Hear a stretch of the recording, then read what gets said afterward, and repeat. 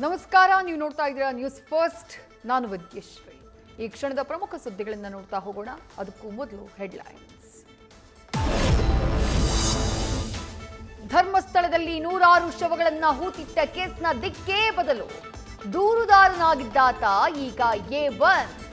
ಈ ಹಿಂದೆ ದಾಖಲಾಗಿದ್ದ ಕೇಸ್ ಕಪೋಲ ಕಲ್ಪಿತ ಷಡ್ಯಂತ್ರ.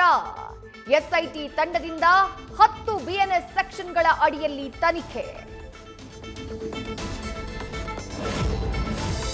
ಇವತ್ತು ಮತ್ತೊಮ್ಮೆ ನಡೆಯಿತು ಚಂದನ ಮೆಡಿಕಲ್ ಟೆಸ್ಟ್. ಬೆಳ್ತಂಗಡಿ ತಾಲೂಕು ಆಸ್ಪತ್ರೆಯಲ್ಲಿ ವೈದ್ಯಕೀಯ ಪರೀಕ್ಷೆಯ ಬಳಿಕ ಠಾಣೆಗೆ ವಾಪಸ್.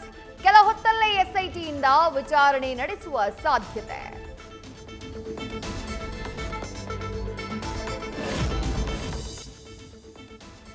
ಮಹೇಶ್ ಶೆಟ್ಟಿ ತಿಮರೋಡಿ ಮನೆಯಲ್ಲಿ ಸಿಕ್ಕಿದೆ ತಲ್ವಾರ್. ಪತ್ನಿ, ಮಗಳ ಮೊಬೈಲ್ ಕೂಡ SIT ವಶಕ್ಕೆ. ಧರ್ಮಸ್ಥಳದ ವಿರುದ್ಧ ಸಂಚಿಗಾಗಿ ಸಂಗ್ರಹಿಸಿದ್ದ ದಾಖಲೆ ಪತ್ರಗಳು ಕೂಡ ವಶಕ್ಕೆ ಪಡೆದಿರುವ ಮಾಹಿತಿ.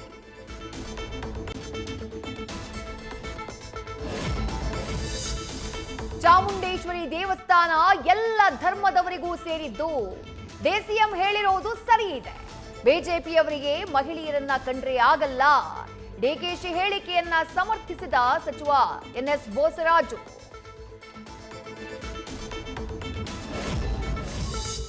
ಹಳೆ ದ್ವೇಷಕ್ಕೆ ದೊಣ್ಣೆಯಿಂದ ತಲೆಗೆ ಬಲವಾಗಿ ಹೊಡೆತ.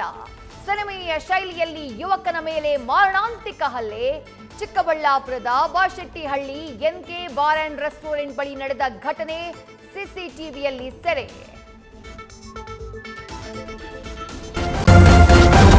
ನ್ಯೂಸ್ ಫಸ್ಟ್, ನಿರ್ಭೀತಿಯಿಂದ ನಿಮ್ಮ ಪರವಾಗಿ.